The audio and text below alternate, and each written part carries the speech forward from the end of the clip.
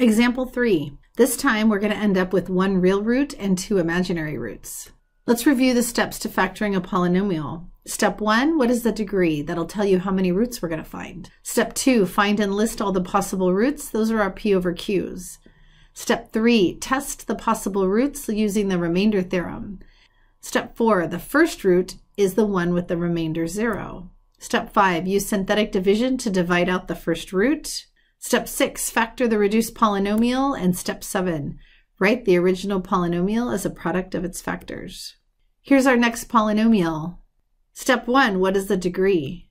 We have a degree 3, which means I'm expecting 3 answers. 3 roots or 3 factors.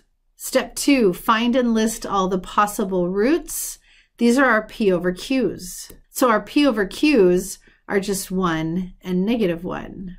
So we're going to plug in negative 1, and we're going to plug in 1. F of negative 1 is negative 4. F of positive 1 equals 0. So positive 1 is our first root. X minus 1 is our first factor. Next step, use synthetic division to divide out the first root.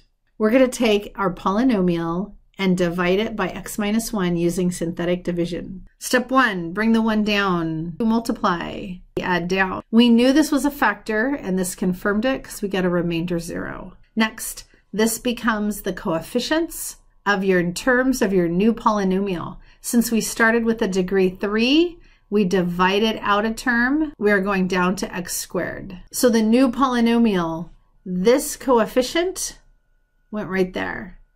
This coefficient meant there's no x terms, and this coefficient became our constant term. So we need to factor completely. We have a polynomial of degree 3. We need to factor it into 3 factors, which means for the second one, since it can't be factored, we have to use quadratic formula. X equals negative b plus or minus square root b squared minus 4ac all over 2a. So there's quadratic formula.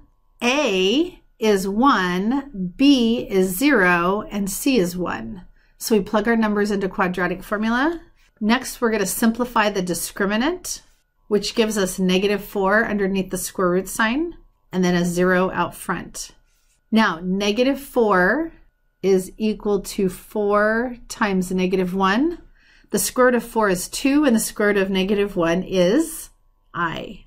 So we have plus or minus 2i. Those 2's can be canceled, so we have plus or minus I. Next, we need to write our polynomial as the product of factors. We have a polynomial of degree 3. That means we should have 3 factors. X minus 1 was the first one we found.